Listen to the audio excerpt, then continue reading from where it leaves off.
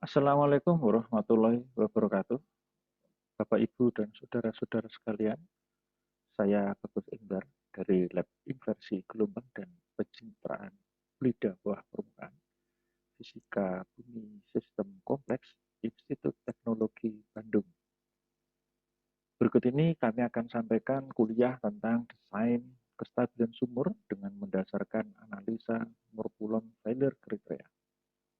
Ini adalah salah satu kuliah singkat kami dari serial kuliah tentang borehole rock fisik dan borehole geomekanik.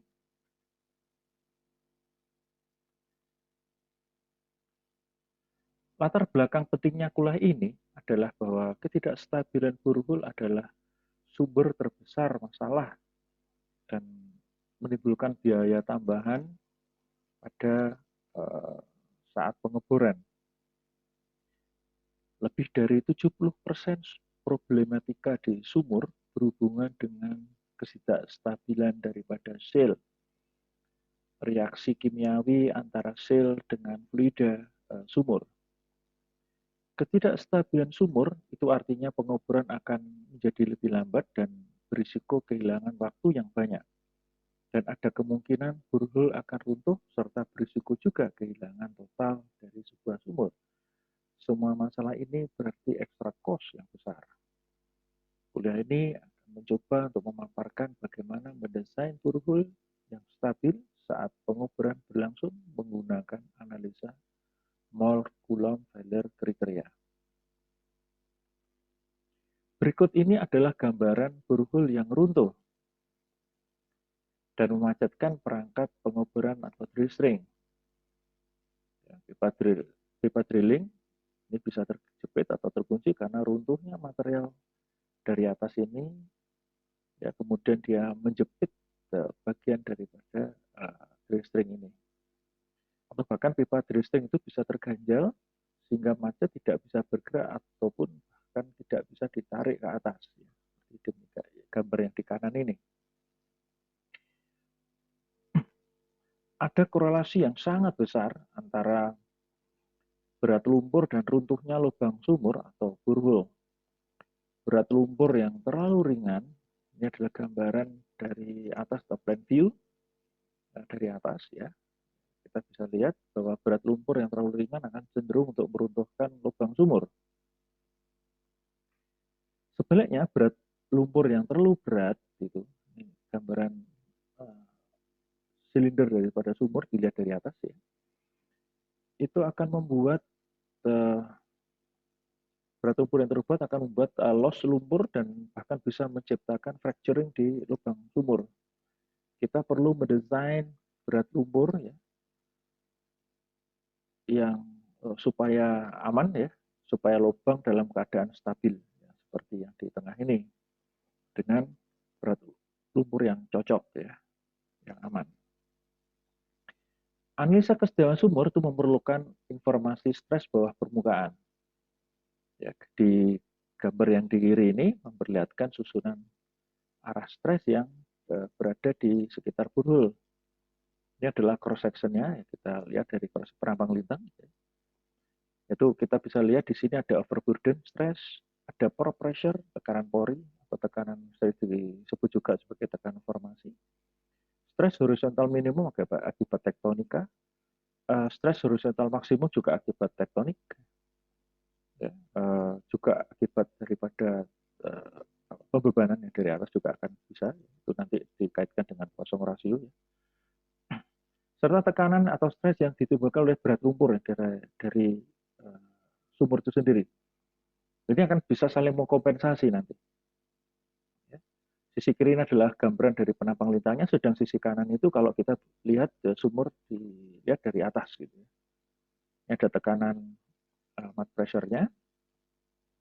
Ya, nanti ini akan mengkompensasi daripada stres horizontal minimum maupun stres horizontal maksimum. Ya, kita bisa lihat.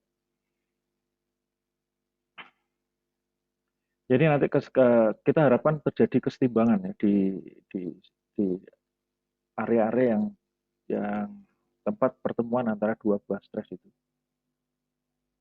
Nah, kita perlu paham stres yang bekerja di sekitar sumur ya. Distribusinya seperti apa? Slide ini memperlihatkan persamaan Kirch. Ini ada persamaan Kirch. Ada sigma RR, ada sigma theta, ada tau R theta. Ya. Persamaan Kirch ini memberikan pemodelan stres sekitar sumur. Sigma RR adalah stres yang bekerja pada arah radial atau memusat ke arah tengah sumur. Ya, seperti ini, memusat. Sigma theta theta, ya, sigma theta theta ini adalah ya, persamaannya, ini sketsanya ya. Sigma theta theta adalah stres yang bekerja searah lingkaran di dinding sumur atau melingkar tegak lurus terhadap sigma RR, ya, selalu 90 derajat terhadap sigma RR. Dari Kirch equation, besarnya stres sigma theta theta ini ya berkebalikan dengan besarnya sigma RR. Sigma theta theta itu maksimum pada arah stres horizontal minimum.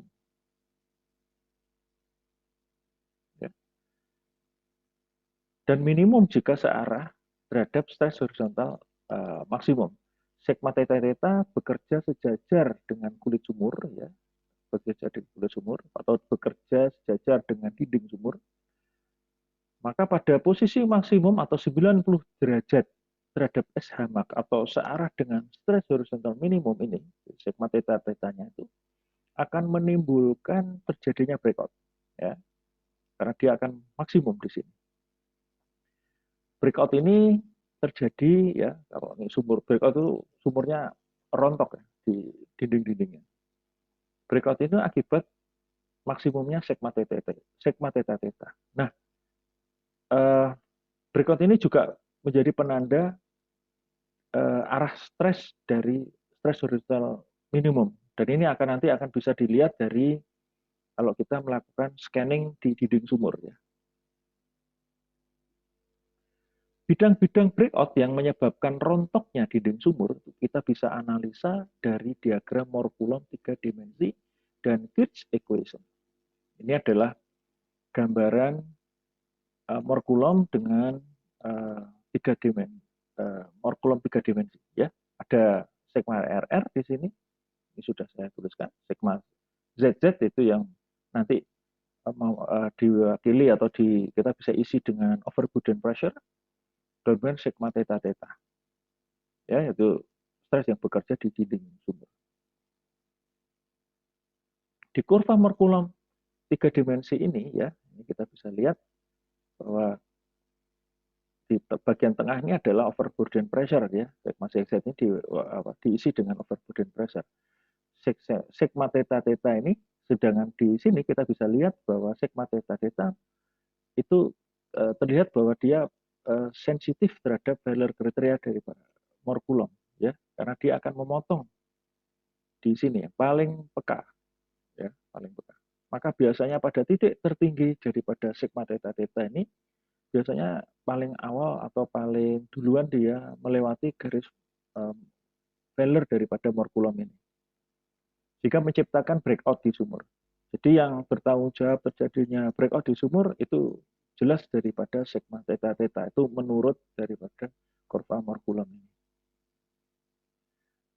Lokasi breakout ini tetapi jadi berkah, jadi karena kita bisa memakai untuk penanda daripada arah daripada stres horizontal minimum.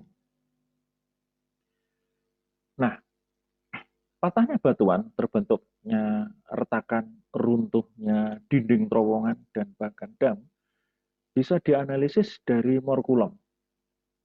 Ya, bisa dianalisis dari kurva Moore-Coulomb ini. Kita bisa analisis juga dari Fehler kriterianya juga.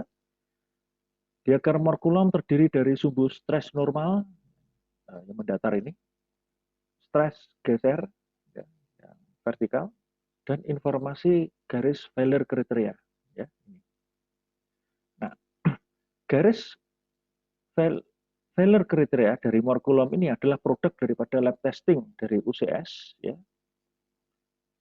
ya kita bisa lihat ini dari UCS-nya. Ya. Kemudian triaxial test. Ya, triaxial test itu yang warna kuning, hijau, dan biru.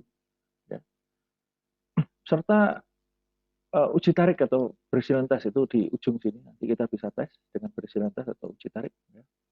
Apabila kita menganalisa stress state dari sebuah sumur, jika stress state atau keadaan stres bawah sumur itu berada di atas value kriteria ini, maka sumur itu akan menjadi tidak stabil atau mudah runtuh. Jika titik di stress state itu berada di bawah failure kriteria di sini, maka sumur akan stabil dan aman. Gambar berikut memperlihatkan kalau fenomena kalau kita tekan sebuah batuan, maka batuan itu akan patah dengan stress seperti yang di gambar kanan.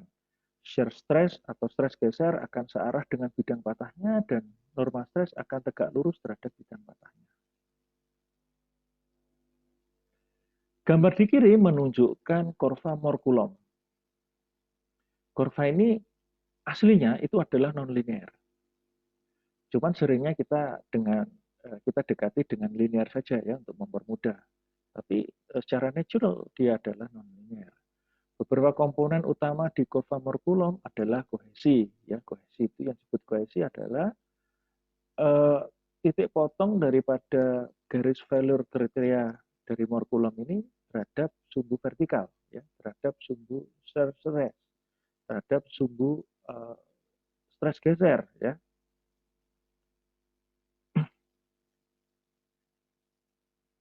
Ya, kemudian komponen lainnya adalah internal friction angle yang gradiennya dapat diestimasi dari nilai tangen daripada internal friction angle, ya. Kemudian norma stres yang di sini. Nah, kemudian dari kurva Moore-Coulomb juga memperlihatkan juga nilai tensile, ya, tensile. Tensile itu kekuatan benda untuk menahan uji tarik, ya, untuk menahan kuat tarik. Gradien dari internal friction angle itu tidak harus kurang daripada 1, jadi bisa lebih dari 1. Ya, ini berbeda kalau kita bahas yang pada umumnya pada waktu kita di SMA atau saat kita belajar fisika dasar, ya. Pada umumnya kalau kita bahas tentang friction, koefisien gesek, ya, statik maupun dinamik itu kan selalu kurang daripada 1. Kenapa? Karena yang kita bahas pada waktu kita belajar di SMA atau tingkat pertama bersama itu gaya gesek antara dua buah benda. Sedangkan di sini yang kita bahas adalah yang disebut internal friction angle atau tangen daripada internal friction angle itu adalah dalam tanda kutip analog gaya gesek, tapi dalam satu benda yang solid, jadi bendanya tidak terpisah begitu ya, bendanya masih solid. Ya, oleh karena itu tidak heran kalau nanti di pengukuran besarnya daripada tangen internal friction angle itu bisa lebih daripada angka 1, bisa 1,7, bisa 2, ya, itu tergantung daripada jenis batunya. Ya, pada limestone itu bisa 1,7 atau batuan yang lebih keras itu bahkan bisa lebih daripada 2, ya. Tangan internal friction angle ada rasio perbandingan antara stres geser dan stres normal, ya, dari benda solid, ya, atau bisa bendanya terpisah juga bisa. Tapi untuk bahasan di rock mekanik atau geomekanik itu bedanya selalu solid, ya.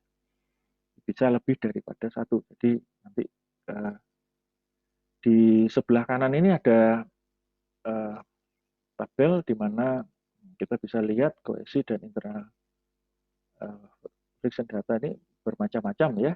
Jadi kita bisa lihat bahwa tangan daripada internal friction data angle itu, ya, itu bisa lebih daripada 1, ya. Misalkan di Greywacke limestone ini, ya, yaitu mudstone itu bisa lebih daripada 2, ya, seperti itu. Kemudian jika stres normal dan stres geser di sumur itu berada di atas nilai Verrill kriteria, maka sumur akan dalam kondisi tidak stabil atau cenderung runtuh. Jika stres normal dan stres geser dari sebuah titik di sumur berada di bawah Verrill kriteria, maka sumur akan stabil dan aman. Jadi kita akan kita perlu nanti hitung ya nanti normal stress dan shear stress itu seperti apa gitu ya. Nah, dari kurva ini dipakai untuk merekayasa supaya sumur tidak runtuh ya.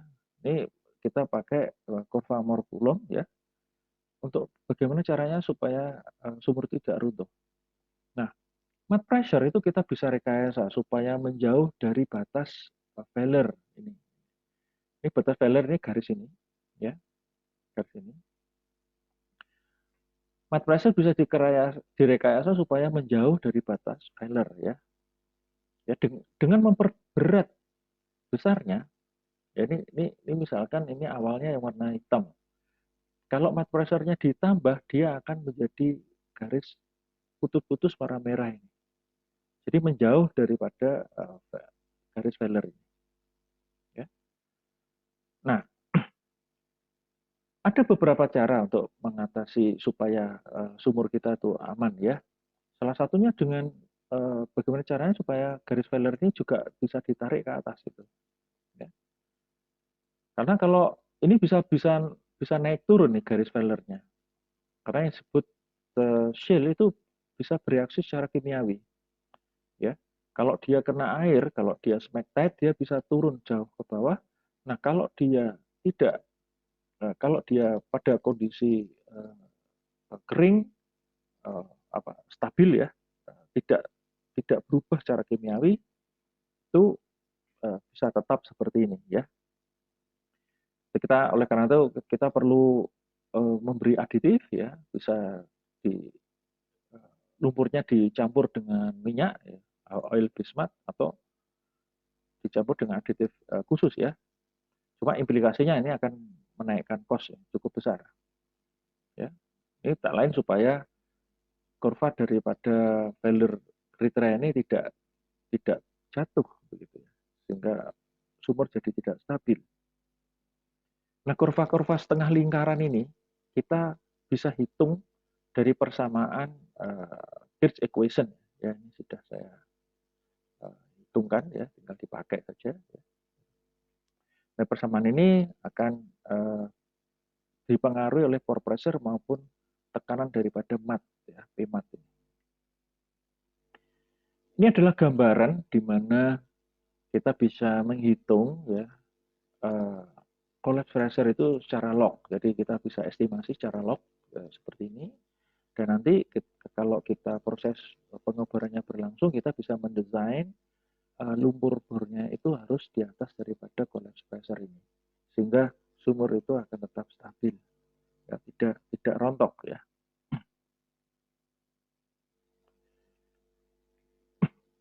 Berikut ini adalah contoh ambruknya sumur ya, beberapa fenomena ya, ambruknya sumur ya karena turunnya garis failure ya, dan naiknya pore pressure ya.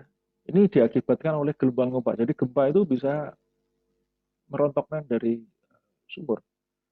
Fenomena ini dikenal sebagai sending fenomena ya, yang diakibatkan oleh gempa. Ini bisa terjadi pada daerah-daerah dengan kondisi pasir yang lusen gitu ya. Jadi itu bisa seperti demikian ya. Pada waktu gempa Lombok di Lombok Utara itu sumur-sumurnya menjadi mengering karena naiknya daripada lapisan sand ini. Jadi sand ini akan menjadi seolah-olah sebagai liquid atau jadi cairan dan naik ke atas mengikuti hukum Pascal. Ini fenomena yang secara saintifik menarik ya, tetapi implikasinya jadi menimbulkan apa itu scarcity atau kelangkaan daripada air tanah ya, di sana pada saat gempa. Ya. Nah, ini adalah salah satu uji yang disebut sebagai thick walled core atau TWC ya untuk mengukur berapa sih tekanan yang terkena drawdown di dalam sumur supaya sumur itu masih dalam keadaan stabil dan kapan sumur itu terjadi kepasiran ya. Kapan lubang-lubang perforasi itu bisa mengalami kepasiran. Dari hasil pengukuran TWC ini akan didapat berapa gram sih bulir-bulir pasir yang rontok per sampel. Ya. Sehingga kita bisa hitung berapa gram. Nanti dari sini akan keluar berapa gram bulir yang rontok ya, per sampel atau per berapa gram daripada sampel itu. Ya, itu oleh karena itu kita akan bisa mendesain ya browser yang diperbolehkan ya, supaya sumurnya tidak rontok. Oke, demikian kuliah kami. Kuliah mendatang kami akan memaparkan tentang bagaimana mendesain stabilitas daripada sumur yang deviated, yang miring pada berbagai various tektonik rezim, ya, track slab ataupun truss fault. Ya. Ya, terima kasih atas perhatiannya di kuliah kami. Kalau ada pertanyaan, komentar dan seterusnya, silahkan hubungi kami di email seperti ini. Ya, demikian saudara-saudara, Bapak Ibu sekalian. Billahi taufiq wal hidayah. Wassalamualaikum.